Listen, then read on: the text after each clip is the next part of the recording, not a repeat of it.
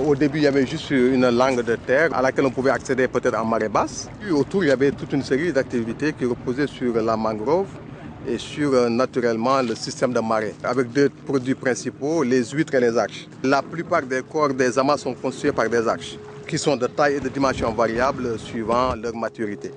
Et ce qui est intéressant, c'est que c'est une exploitation totalement genrée. Seules les femmes ont le droit d'exploiter ces produits-là. Et c'est peut-être pourquoi on a pu les préserver jusqu'à présent. Donc on exploitait ces arches et ces huîtres qui étaient consommées localement, mais qui étaient aussi exportées, parce qu'on a la preuve en proto-histoire sénégambienne de céramique du delta du Saloum qu'on a retrouvé dans la vallée du fleuve Sénégal. Et au fur et à mesure qu'on exploitait ces coquillages, on rejetait le matériau, ça a fini par faire de véritables îles artificielles.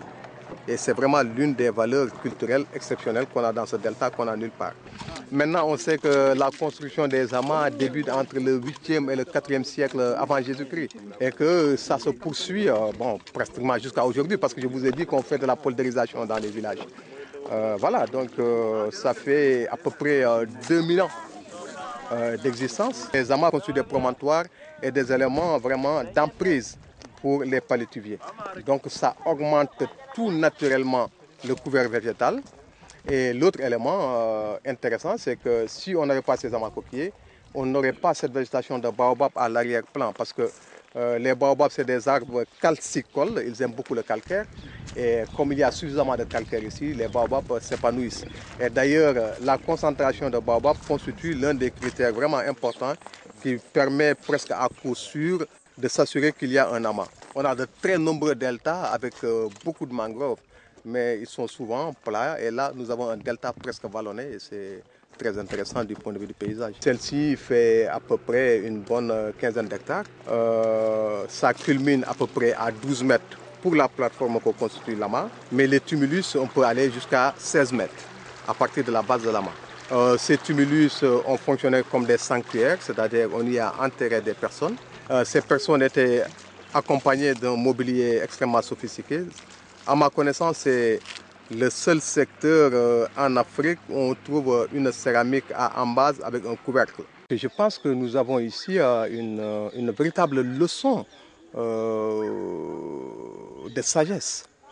Je pense que très tôt, les populations du delta, et ça vraiment depuis des millénaires, ont compris que la reproduction de l'environnement était essentielle au maintien de leur économie. Ici, nous allons essayer de faire de telle sorte qu'il y ait une série d'infrastructures qui permettent aux populations d'avoir des réceptacles à partir desquels elles peuvent rebondir dans toutes les filières, que ce soit les produits de la mer, que ce soit les produits artisanaux ou simplement le patrimoine culturel immatériel, c'est-à-dire toutes les expressions culturelles extrêmement fortes des îles, pour qu'elles puissent trouver un espace d'expression. Nous travaillons à cela et nous considérons cela comme une expérience originale de projet de développement par l'entrée culture. J'ai affaire à une communauté. Cette communauté, elle a une façon de faire, de vivre, de penser, d'agir, de se comporter vis-à-vis de son environnement. Il faut partir de ces entrées-là pour essayer d'avoir une approche, une perspective holistique. Il faut qu'on arrête de faire des plaquages en disant que bon, voilà, on sait comment les développer. Si on veut continuer à préserver cet environnement, il faut qu'on s'appuie sur la culture locale, les valeurs locales, les pratiques locales.